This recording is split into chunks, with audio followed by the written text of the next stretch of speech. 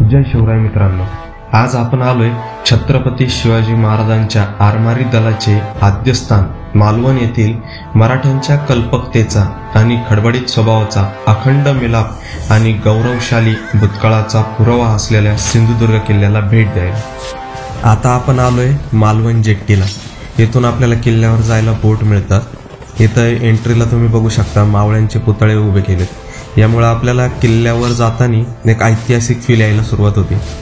आता हा जो सिंधुदुर्ग बीच आहे इथं सकाळ सकाळी मच्छी बाजार भरतो. सकाळी या जेट्टीवर माशाने भरलेल्या बोटी येतात आणि लगेच बाजारात मासे विकायला बसतात. हे समोरच तिकीट काउंटर आहे. इथं आपल्याला बोट आणि 1 तास किल्ला फिरण्यासाठी टोटल 100 रुपये तिकीट काढावं लागतं. आता तिकीट काढून आपण आपल्या पुढच्या प्रवासाला सुरुवात करू. आपली बोट रेडी होते तोपर्यंत किल्ला बघताना आपल्याला काही गोष्टीचं पालन करावं लागणार आहे. त्या गोष्टी मी तुम्हाला सांगतो. किल्ला मनसोक्त बघण्यासाठी सकाळी लवकर या. आता आम्हाला उशीर झालाय म्हणजे सूर्यास्ताची वेळ आहे, त्यामुळे किल्ला पटपट बघावा लागणार आहे. किल्ल्याचे ऐतिहासिक आणि वास्तुशास्त्रीय महत्त्व समजून घेण्यासाठी गाईड घ्यायला पाहिजे आणि चांगले शूज घाला, कारण किल्ला फिरायला खूप आहे. सर्वात महत्त्वाचे म्हणजे स्मारकाचा आदर करा, कचरा टाकू नका आणि ASI ने दिलेल्या मार्गदर्शक तत्वाचे पालन करायला पाहिजे. फायनली आपण आता किल्ल्याकडे निघालोय. आपल्यासोबत साताऱ्याच्या एका कॉलेजचा ग्रुप पण आहे. त्यांच्यासोबत महाराजांच्या नावाचा जयघोष करत आपण किल्ल्याकडे निघालोय. छत्रपती शिवाजी महाराज की जय. जय शिवाजी.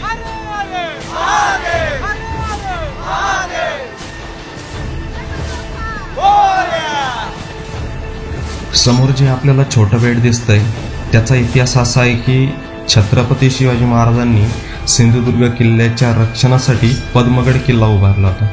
तोच हा पद्मगड 2006च्या सुनामीपूर्वी ओहोटीच्या वेळी मोऱ्याच्या दोंड्यापासून सिंधुदुर्ग किल्ल्यापर्यंत पाण्यातून चालत जाता येत होतं. आता या मार्गाने काही हल्ल्याचा संभव असल्यामुळं महाराजांनी सिंधुदुर्ग व मालवण किनाऱ्यामधील खडकावर पद्मगड किल्ला उभारला. पद्मगडाभोवती खडक विशिष्ट रीत्याने फोडून तेथील नवीन जहाजे बांधणे व जुने जहाजे दुरुस्त करण्याची गोदी उभारली. गडाचे सिंधुदुर्ग किल्ल्याच्या प्रवेशद्वाराकडे तोंड करून असलेले छोटेखानी प्रवेशद्वार असून ते अजूनही शाबूत आहे. गडाचे बुरुज आणि तटबंदी त्याची मोठ्या प्रमाणात पडझड झालेली आहे. किल्ल्यात एक कोरडी विहीर व वेताळाचे मंदिर आहे. मालवणच्या कोळी लोकांचा हा देव असून त्यांनी देवळासमोरील बुरुजावर अनेक झेंडे रोवलेत. पद्मगडाभोवती दगड विशिष्ट प्रकारे फोडून जहाजांसाठी गोदी शिवाजी महाराजांनी तयार केली होती. त्याचे अवशेष किल्ल्याच्या तटावरून आपल्याला बघायला मिळतात.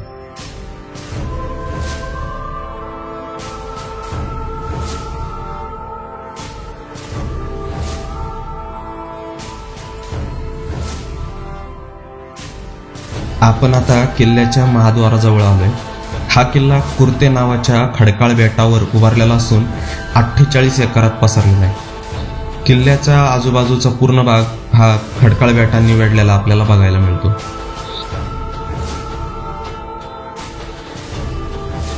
भक्कम अशा तटबंदीत असलेले हे गोमुखी महाद्वार आणि त्यासमोर दक्षिणमुखी हनुमानाचे मंदिर आहे.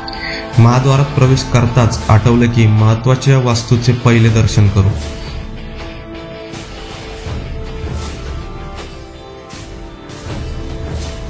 त्यासाठी महाद्वारातून आत आलं की पहिला राईट घेतला आणि त्या वास्तूत मी कायम मोबाईलमध्येच पाहिलं. आज त्या प्रत्यक्षात त्याचं दर्शन घेणार म्हणून अंगावर काटा येत होता. ती वास्तू म्हणजे छत्रपती शिवाजी महाराजांचे हाताचे आणि पायाचे ठसे.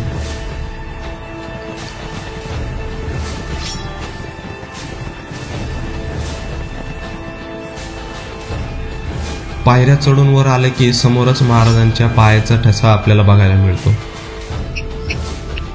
आणि परत काही पायऱ्या चढून वर गेलं की हाताचा ठसा.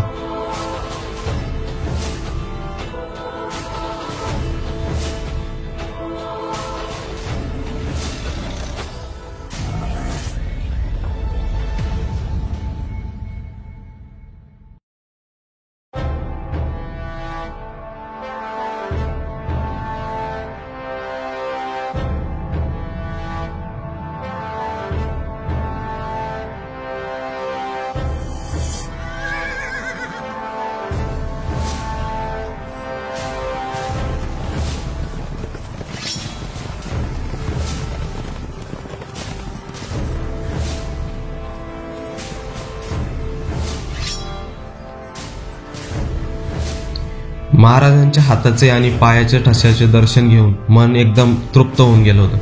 आता आपण पुढचा बाकीचा किल्ला बघू.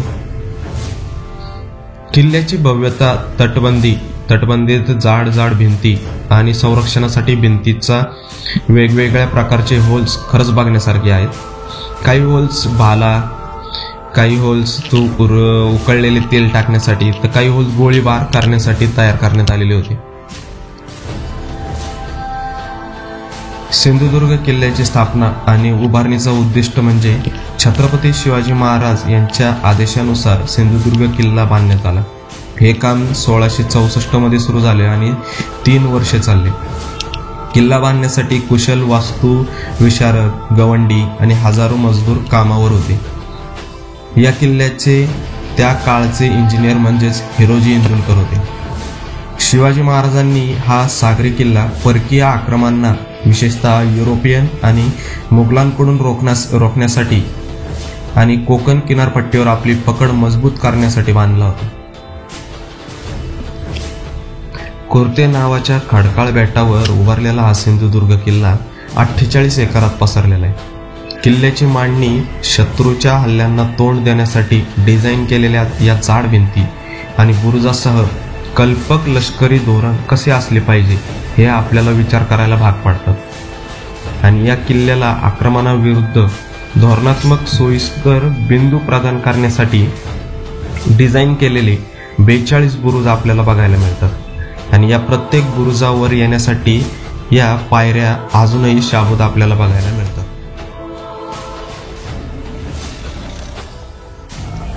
आता आपल्याला तटबंदीच्या साईडला हे जे होल्स दिसत आहेत, आता याचा नक्की वापर काय असेल हे आपल्याला सांगता येणार नाही, पण एक आपण अंदाज लावू की याचा वापर मशाल किंवा तटबंदीवर शेड सारखे किंवा अजून काही वेगळा वापर केला जात असावा. सिंधुदुर्ग किल्ला हा मराठा साम्राज्यातील एक महत्त्वाचा नौदल तळ होता. येथे जहाज बांधण्याची मोठी सुविधाही होती. त्यांनी मजबूत रचना आणि सामरिक स्थानामुळे अनेक हल्ल्यांना तोंड देण्यास सक्षम होता. संरक्षणासाठी एक महत्त्वपूर्ण ओळ आणि एक आवश्यक नौदल चौकी म्हणून हा किल्ला काम करत होता. शिवाय शिवाजी महाराजांच्या कारकिर्दीत हा किल्ला प्रशासकीय कामकाजाचा केंद्रबिंदूही ठरला. किल्ल्याच्या इतिहासातील एक उल्लेखनीय घटना म्हणजे 1674 मध्ये शिवाजी महाराजांचा गुप्त राज्याभिषेक, जो किल्ल्याच्या आवारात घडला.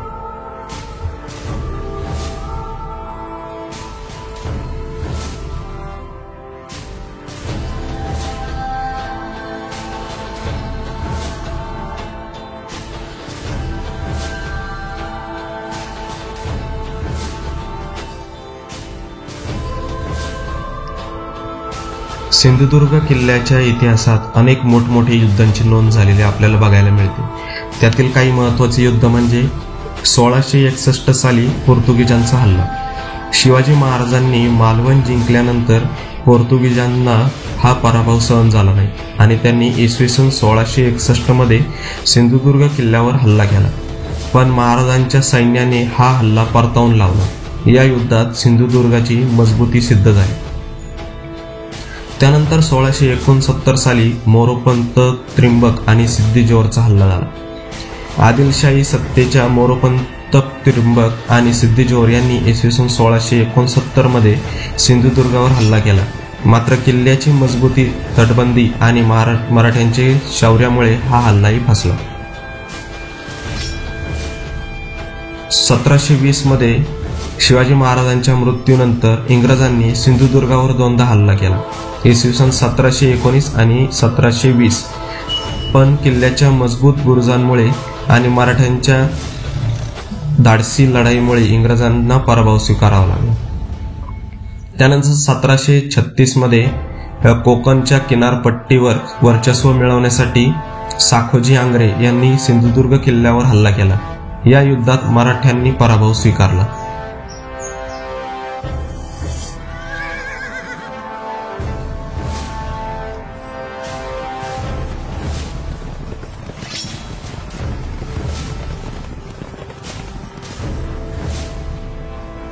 येथील काही ग्रामस्थांकडून आपल्याला एक अशी माहिती मिळाली की किल्ल्यावर अनेक प्रकारचे गुप्त मार्ग आहेत, पण काळानुसार सेफ्टीचा विचार करता सगळे रस्ते बंद करण्यात आलेले.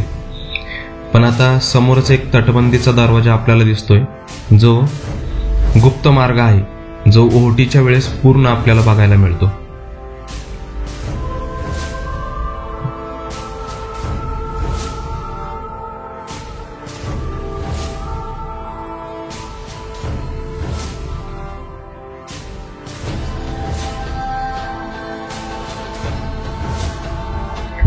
ही वास्तू जी आपण बघतोय ही आहे शंकराच्या रूपातील शिवाजी महाराजांचे एक मंदिर.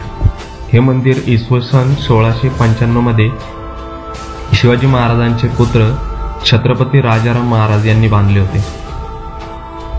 आता संध्याकाळचे 6 वाजलेत आणि हा किल्ला बंद करण्याचा टाइम झालाय.